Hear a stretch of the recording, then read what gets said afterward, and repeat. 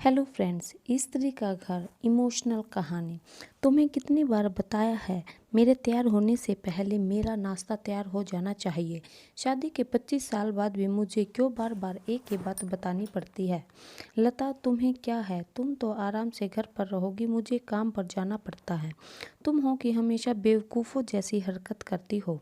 अगर तुम यह जानबूझकर करती हो तो याद रखना, मुझसे बुरा कोई नहीं होगा। आज भी प्रशांत का पारा चढ़ा हुआ था। इन कटु शब्दों में अपना गुस्सा उतारते हुए, गीला तौलिया कुर्सी पर फेंकते हुए प्रशांत गुस्से से लता की तरफ देखने लगा।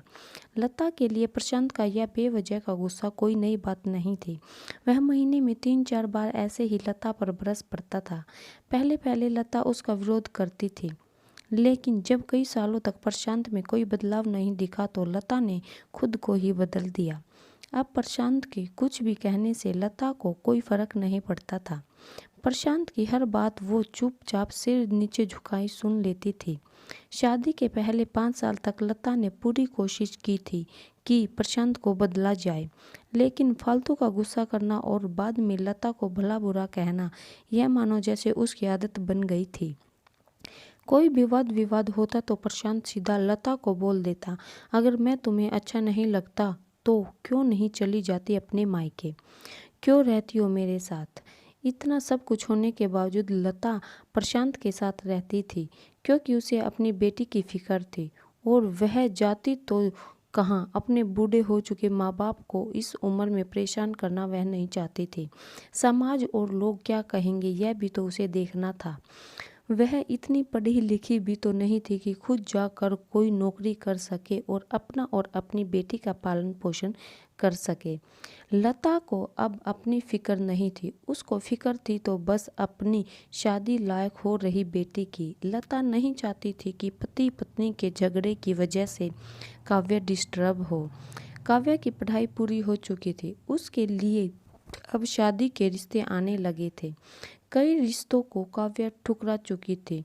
2-3 महीने बाद एक अच्छा रिश्ता आया। रिश्तेदारों और मेहमानों ने, पहचान के लोगों ने भी लड़के के बहुत गुणगान किए थे। प्रशांत एक शाम अपनी बेटी के पास बैठकर उसे बताने लगा, काव्य बहुत अच्छा लड़का है, पढ़ा लिखा है, बड़ा घर है, बहुत अच्छी नौकरी है, ऐसे रिश्ते बार बार नहीं आते बेटा, इस बार मना मत करना। काव्य अपने पिता से ज़्यादा बात नहीं करती थी, शायद डरती थी या शायद नफरत करती थी, लेकिन आज वो अपनी पूरी हिम्मत इकट्ठा कर बोली, मुझे अपनी शादी नहीं करनी है पापा, मैं नौकरी करना चाहती हूँ, खुद अपने पैरों पर खड़ी होना चाहती हूँ। हाँ तो उसमें क्या बड़ी बात है, मैंने लड़के से बात की है, वह तुम्हें किसी बात के लिए नहीं रोकेगा, तुम शादी के बाद भी नौकरी कर सकती हो, वह तुम्हें नौकरी के लिए परमिशन दे देगा। प्रशांत बोला, मेरा नौकरी करना या न करना उसकी परमिशन पर क्यों डिपेंड रहेगा पापा, काव्य ने पूछा।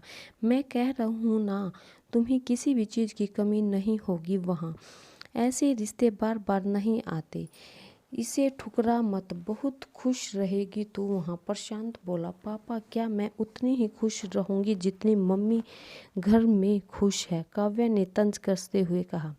आप, तुम्हारी जुबान कुछ ज़्यादा नहीं चल रही है, प्रशांत गुस्से से आंखें बड़ी करते हुए बोला। प्रशांत का गुस्सा 7वें आसमान पर था, लेकिन उसके मुंह से एक भी शब्द नहीं फूट रहा था। वो काव्य की बातें सुन रहा था। काव्य उतना ही बोलकर चुप नहीं हुई। आज पहली बार वह अपने पापा के सामने इतना कुछ बोल रही थी। पापा, आपने माँ के साथ हमेशा गलत व्यवहार किया है। आप अपने ऑफिस का गुस्सा बिना सोचे समझे माँ पर उतार देते हैं, कभी इस बात की परवाह भी नहीं करते कि उन्हें कैसा लगता होगा।